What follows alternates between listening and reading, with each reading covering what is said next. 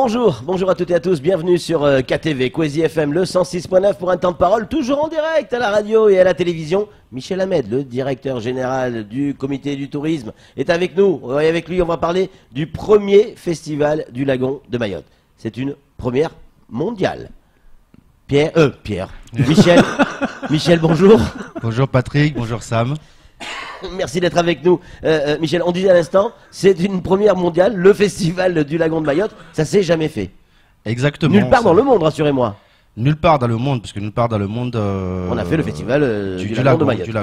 Du lagon de Mayotte. Donc la première édition cette année, ouais. En espérant que cet événement va pouvoir perdurer dans le temps et devenir effectivement un événement régional, voire international. Alors ça va se passer, c'est dur, ça va se passer place de la République le 20, 21 et 22 juillet, c'est-à-dire là, ça commence dès demain.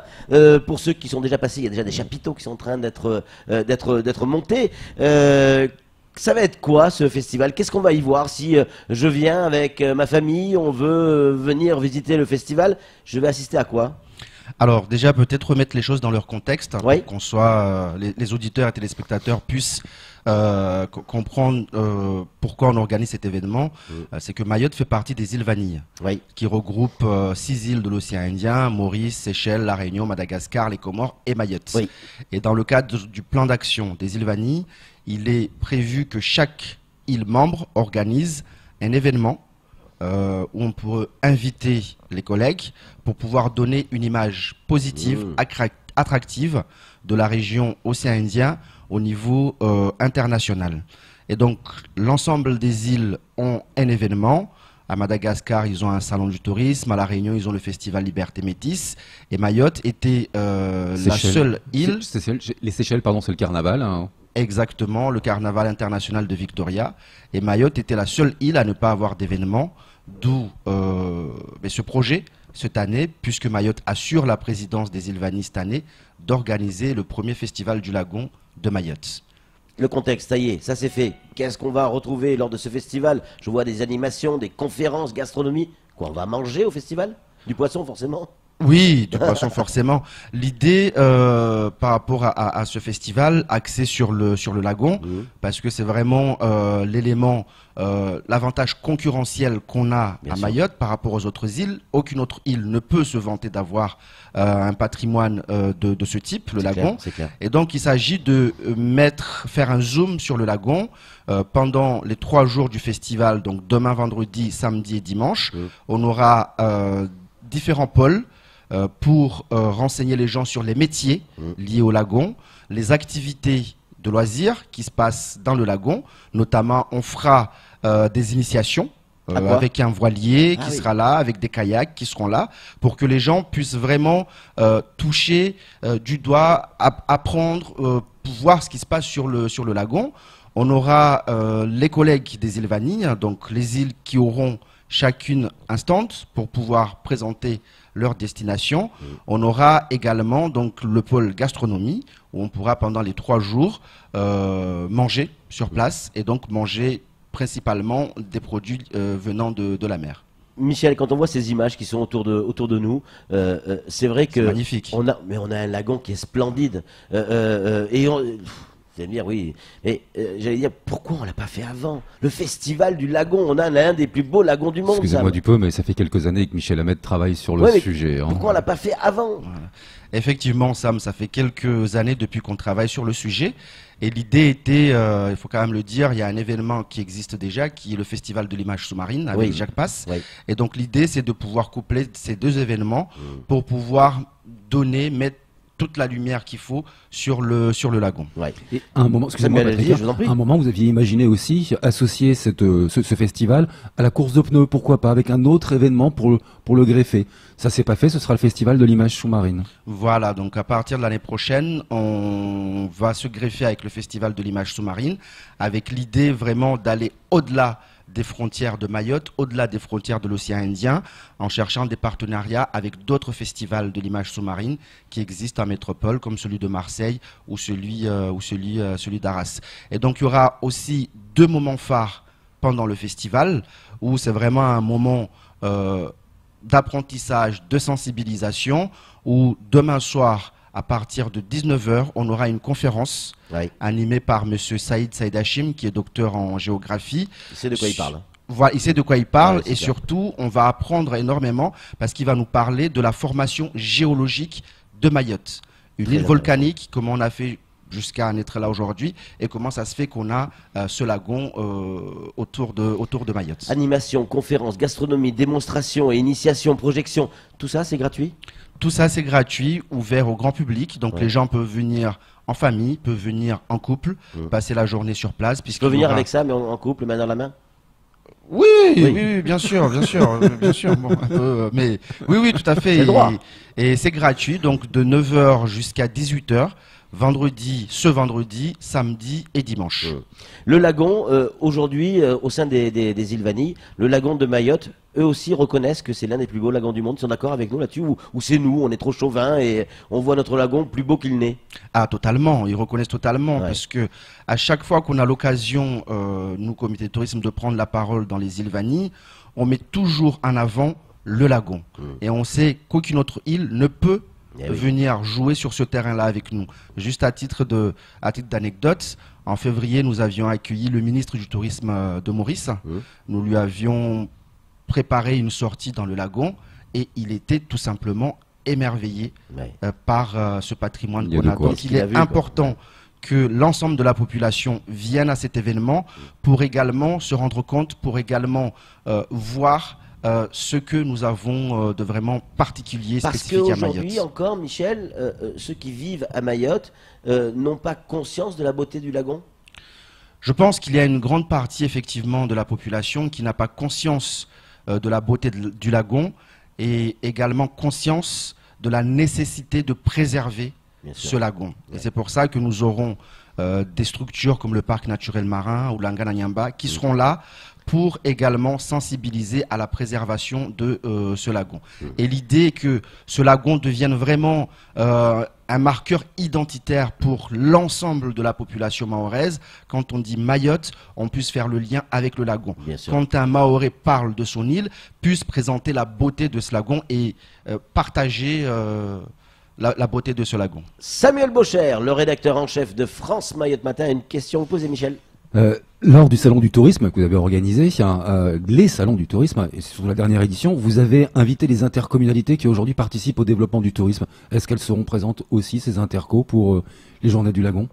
Alors non, elles ne seront pas présentes parce que là, nous avons voulu vraiment centrer le festival sur le lagon. Il n'y aura que des acteurs en lien avec le lagon qui seront là. Par contre, les intercommunalités, on les réinvite le 7 et 8 septembre dans le cadre du Salon du Tourisme. Tout à fait. Alors, une autre question. Est-ce que vous avez un ambassadeur que je trouve magique? Parce que vous faites la promotion, vous, le CDTM, du lagon et de l'île en règle générale, mais on a un certain Gabriel Baratieux, un photographe de génie extraordinaire qui a fait connaître Mayotte. Est-ce qu'il sera encore l'ambassadeur du lagon de Mayotte?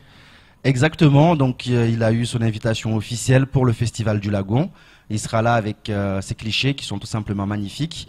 Et effectivement, nous avons mis en place, le CDTM et lui, une convention qui va nous permettre justement de nous appuyer sur lui par rapport au salon de la plongée ou par rapport à d'autres événements à l'extérieur, parce qu'il a fait beaucoup de couverture au niveau de la presse internationale plongée. Donc c'est vraiment un ambassadeur donc avec qui on espère pouvoir capitaliser. Michel, on a des messages qui arrivent, notamment a priori un jeune Mahorais qui rêve un jour de faire de la plongée dans son lagon.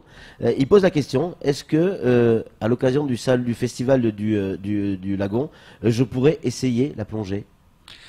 Alors, dans les initiations qu'on a mises en place, donc il pourra faire du kayak, il pourra faire une sortie baleine gratuitement, on est bien d'accord, pour les grands comme pour les petits, puisque c'est des professionnels avec tous les diplômes qu'il faut, qui vont encadrer ces initiations, et il pourra également faire du voilier.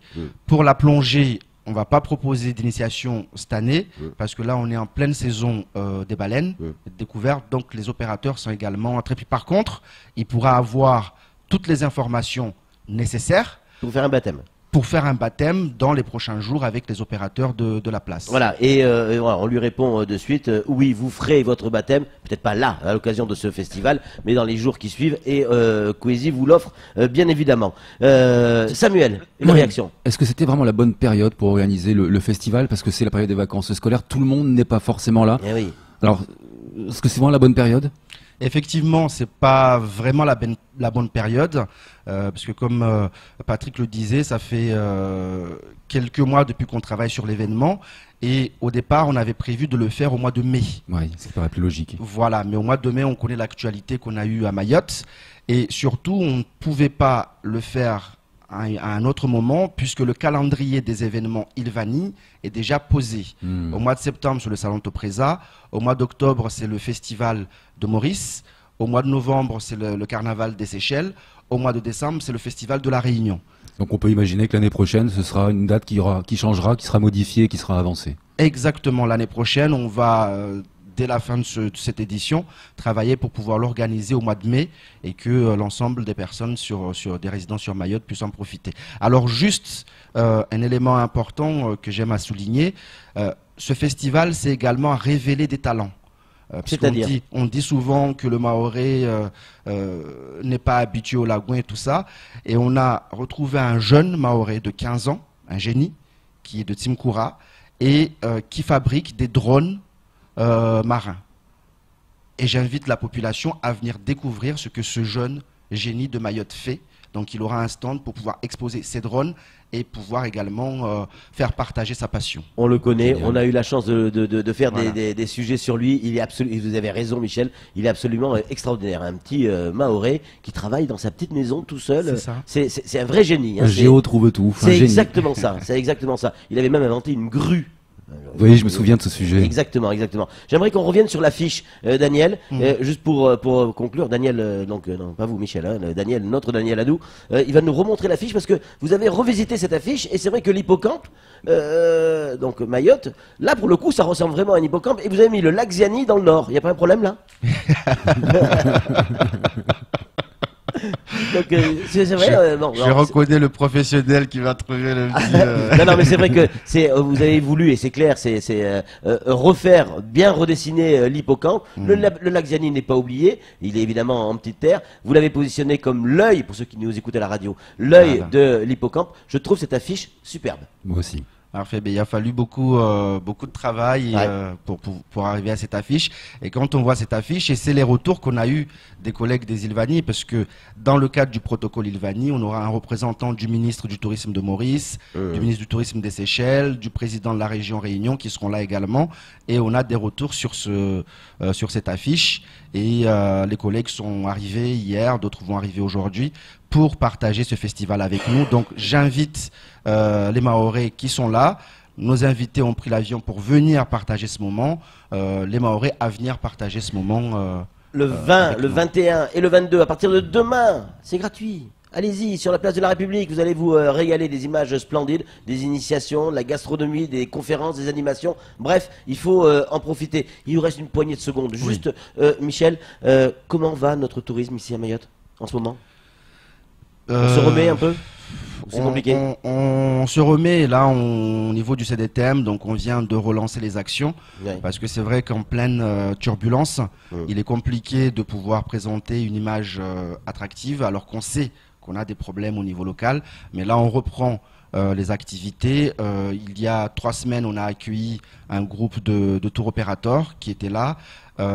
Au mois de septembre, donc on va avoir un groupe, une dizaine de presse qui va venir à Mayotte.